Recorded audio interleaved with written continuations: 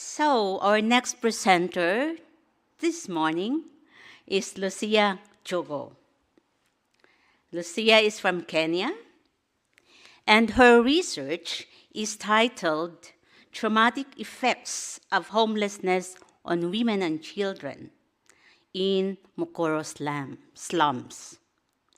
Luciah has worked for 2 decades as education coordinator at the Mukuru PromotionCentre, advocating for justice and quality education for children in Nairobi's slums.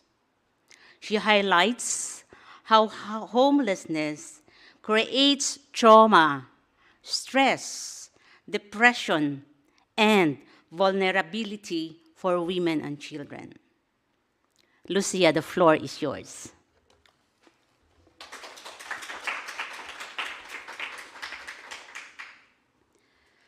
Thank you very much, Mayet, for that beautiful introduction. Good morning, good afternoon, good evening to all those tuned in for this presentation. My mentor, director, family, colleagues, and friend. My presentation this morning is Hope Emerges from the Storms. A traumatic effect on homelessness of women and children in Mukuru Slums. How did I come to get this topic? This was after interacting with women who were psychologically affected by natural and man-made disasters that took place within Mukuru Slums. A brief snapshot of Mukuru Slums. Mukuru is one of the most densely populated slums in Kenya, alongside Kibera and Mathare, with a population of over 700,000 people, and sits in an area of 14 square kilometers. 40% of the population in Mukuru are employed in the nearby industries. 30% operates small-scale businesses, while 30% are unemployed. And they normally seek for casual jobs in the nearby estates. The study was guided by 3 objectives. 1, to capture and understand the experiences. 2, to assess the psychological impacts. And 3, to evaluate the effectiveness. 5 villages within Mukuru were sampled, and to collect the stories from women and children, interviews, focus group discussions, and questionnaires were used. So, what is homelessness? Different scholars have come up with different definitions of the term homelessness. But one, Raphael, says that homelessness is not just the lack of a physical home, but that which robs women and children of their security, belonging, and safety. Further, the same scholar defines a traumatic event as a terrifying experience that makes individuals fear and feel hopeless, and that which has a negative impact on a person's psychological, physical, and mental well-being. Where did all this trauma start? Between March and May 2024, Kenya experienced more than usual amount of rainfall that caused a lot of damage within the slums. On witnessing this, the government issued an alert to all those residents living down the river to move to higher grounds for safety. However, before they moved, a more heavier downpour came, sweeping away the area, traumatizing hundreds and thousands of women and children, also carrying their homes, their belongings, and their livelihoods.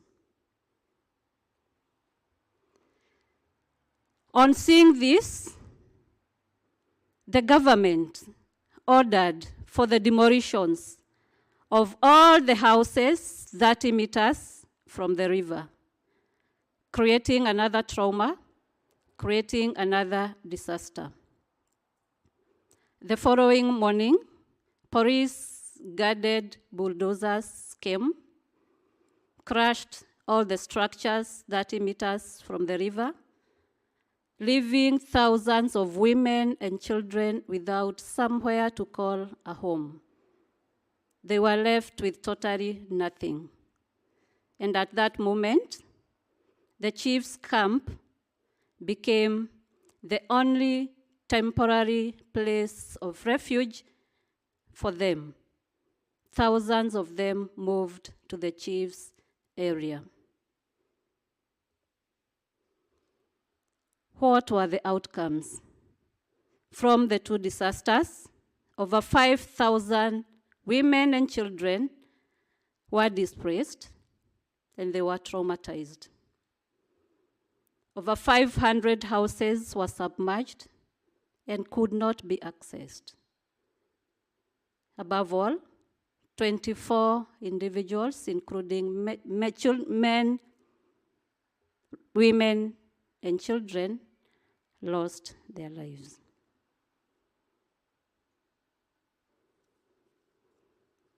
Psychologists have come up with different types of traumas. But as I interacted with women and children, 3 of them were predominant. 30% of the participants portrayed chronic trauma, 20% suffered acute trauma, while 50%, due to various challenges, portrayed complex trauma. As we continued to discuss with women, they portrayed different effects of traumatic differences in them. Fear was the most predominant. And as I talked to them, everybody, from the tremor from their mouths, and others confessed that they are scared. They were fearing for their lives. They didn't know what to do. Due to the unbearable emotional pain, 7 of the women confessed to have attempted suicide. And one of them said, I couldn't withstand the pain of losing my son. The son went through the sewer line when the bulldozers were demolishing, and she couldn't bear that pain. So the only option that was left for her was to take some pills and end her life. But luckily, she survived. As I interacted with teachers as well, they confessed that most of the children who were affected had withdrawn from their peers from play and from activities that were taking place in school, simply because they didn't want to be hurt more than they were hurt by the two disasters. Marceline is one of the participants that I interviewed, and I would wish to share her story. As I talked to her, she narrated, "I am so much depressed. Currently, I have nothing, totally nothing. The two disasters have taken everything that I have ever invested in. I only have the clothes that I am wearing right now. I feel neglected by the government because up to now, I have not received any support from the government." By that time, she was living in the chief's camp, and she said, "I am totally ashamed and stressed. The little food that is available, we are scrambling with the children. We don't know whether to eat or to leave that little to our children. No toilets, no bathrooms. We've not changed our clothes. We have not had a bath. We feel a victim to the government because this was supposed to be the government responsibility and they have done nothing." So she was totally affected.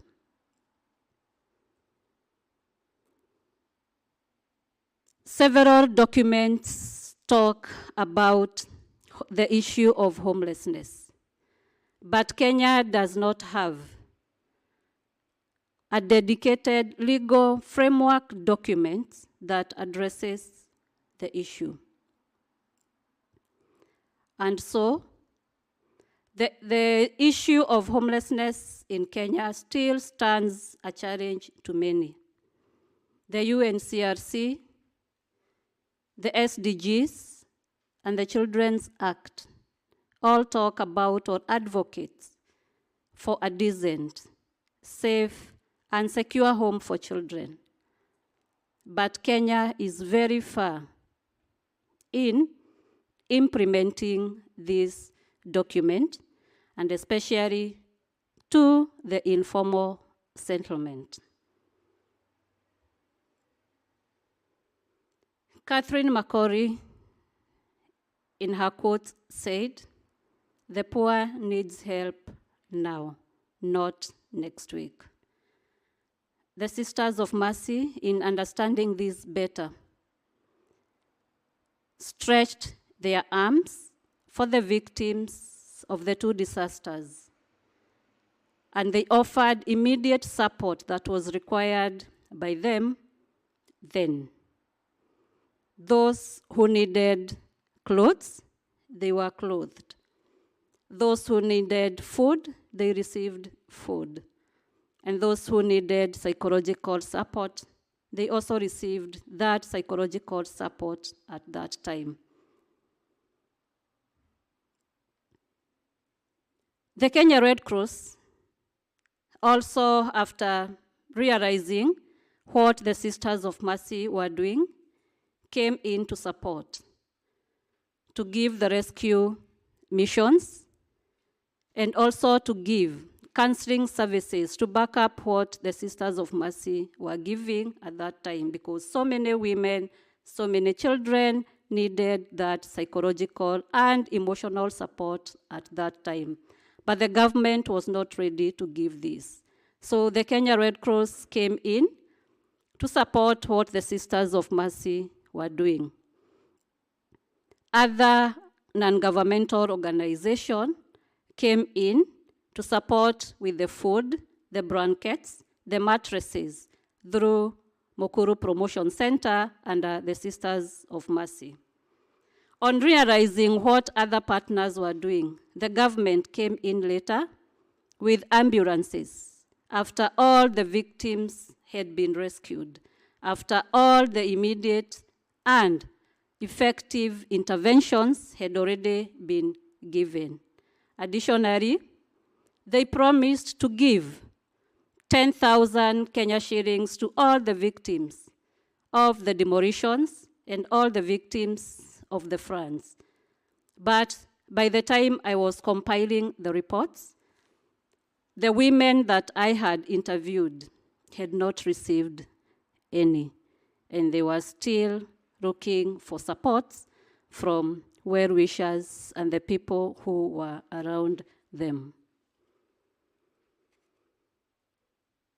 What are the research findings? 80% of the people were affected by trauma, survived the trauma, the psychological effects, and trauma was evident in the slums. 20% are still struggling with the effects, psychological effects, and they are under the care of the community health promoters. They are watching them and still continuing to support them to overcome the effects. NGOs and Mukuru PromotionCentre was ready and gave immediate and timely interventions to the victims. The government failed to protect the lives and properties of the residents, and it was not also ready for the disasters. How is the situation? Mukuru community is a resilient community. After overcoming the storms with less assistance from the government, what they are now searching for is the inner healing, with the hope that the government will compensate them. The social injustices are still there. The health issues and sanitation issues are still there. The government has not done anything about them. Crimes are increasing day and night. People are crying of different economic disruptions. But all the community is holding is hope for compensation.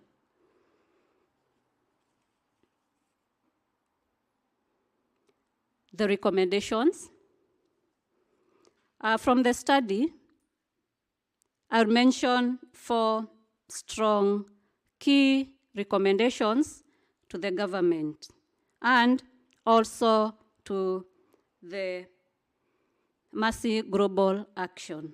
Number 1, the government needs to set up stronger counseling mechanism to support women and children who have been affected psychologically, and not only during disasters, also throughout the time, because psychological support is a need for everyone. The government also needs to allocate some funds to support the communities that were being affected by the 2 disasters. The government needs also to resettle the affected people in the affordable housing projects. The houses are there, but they are going to the haves, leaving the vulnerable group still languishing in poverty and living in the slums. And I'm also launching a recommendation to the Mercy Global Action to launch an online petition on affordable housing for the children and needy women in the community. As I conclude, when we read the story of Catherine McCorry, we learn that she survived trauma. And from this, her mission of mercy was born. Similarly, Mukuru community residents survived the storms that were raised by the government and others coming naturally, with less assistance from the government. They have shown that they have great resilience. And as they continue to search for inner healing, that which comes from deep down their heart, they remain hopeful that one day is coming when the government will resettle them to affordable housing. Thank you.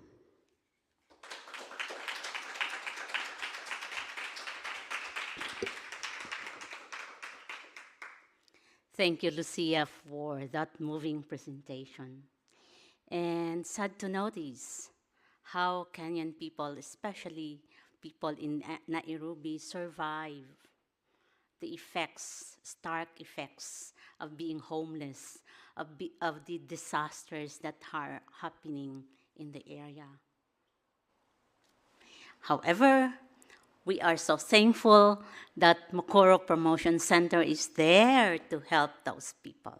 Thank you to the management of Mukuru Promotion. And also, there is hope. As you have said, there is hope. We will not lose hope. So the table is now open for questions, and we have questions online. Go, Angela. Thank you. So some comments, Luciah. Thank you, Luciah, for the time you have taken to sit with those women and hear their stories and amplify their voices with their experience of such injustice, such resilience from these women and children. Another one, thank you, Luciah, for a great presentation. Well done. And then a question, Luciah, I feel overwhelmed by the miserable situation you describe so well. Thank you. My question is, if you truly have hope that the situation can improve. Thank you very much for that question. And I would respond it by saying, yes, there is hope. And that hope is what keeps us. And without hope, we don't have a future for tomorrow. So hope is there. Thank you, Luciah. And then we have another question. Luciah, thank you for your presentation. It is heartbreaking to hear the struggles you are having since the storm. I have a question. You mentioned that the government has not assisted. Did the local governance structures manage to help in any way? Thank you very much for that question. When a disaster strike or a calamity strike in any area, the local government is the one that is supposed to respond before any other organization or before any other supports come. But in this situation, the local government wasn't prepared enough to handle the disasters. And when the disaster came, the Sisters of Mercy, through Mukuru PromotionCentre, gave the first response to the victims, because the victims know that whenever there is a disaster, whenever they have a problem, the Sisters of Mercy are there with open arms to receive them. So they all ran to Mukuru PromotionCentre for support. By the time the local government was coming, most of the needs, the immediate needs of the residents were met by the Sisters of Mercy. But they have the responsibility to give support. Thank you, Luciah. Any question from the audience? Jess? Thank you, Luciah. I'm Jess from Australia. My heart stirs when I hear of the stories in Mukuru, and I feel privileged that I have heard these stories from getting to know you over the last year on this fellowship. And I had not heard of Mukuru before that. how might the stories and the experiences and the awareness of Mukuru and what's happening there be lifted to the world? Thank you very much, Jessica, for that question. Mukuru PromotionCentre has a website, so anytime you can go to the website, click and read the so many stories of the activities and the experiences taking place in Mukuru. Again, from the document that I have come up with, 44 pages document, I have listed the hands-on stories, so you can get them from the Mercy website when it will be uploaded. Thank you, Luciah. Any more questions from the audience or from online?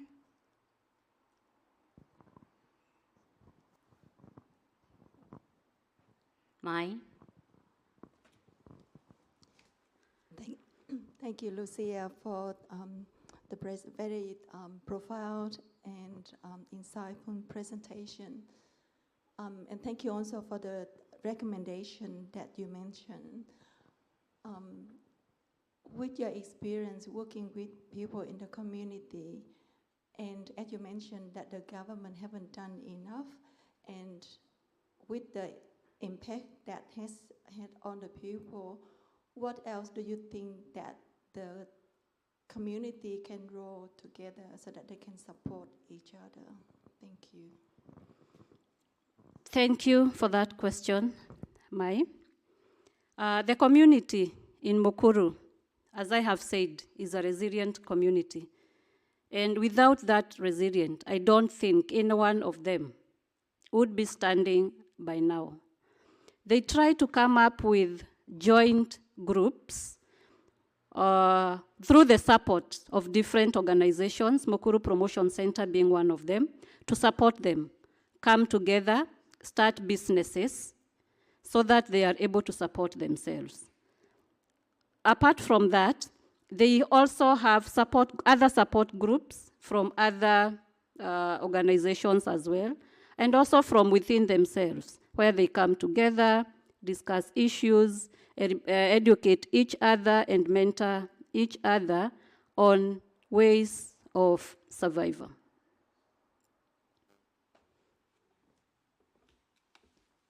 Thank you. There is a question online. Angela? Firstly, a comment. Such an inspirational presentation, Luciah. Thank you so much for being the hands of Christ in this particularly tragic circumstance. Mercy at its finest. And then another person has a comment and question. Clearly, MPC, through its partners and supporters, have contributed immensely to the community. Can you see other steps that need to be carried out for the women and children who have been traumatised? Thank you for that question. A lot needs to be done for the traumatized women and children.